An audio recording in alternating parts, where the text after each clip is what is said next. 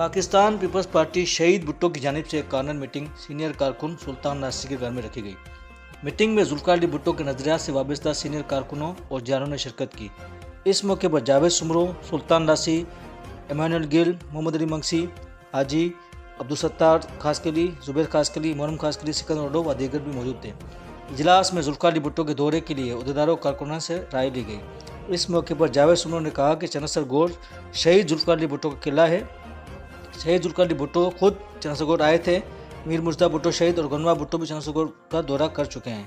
अब भुट्टो खानदान के हकीकी वारिस, भुट्टो के सियासी वारिस, भुट्टो खानदान के पगदार जूनियर जुल्फिकार अली भुट्टो अनकरीब चनसरगोर का दौरा करेंगे। वो शहीद भुट्टो के सीनियर कारकुनों के घर जाएंगे और चनसरगोर के अवाम से मुलाकात करेंगे।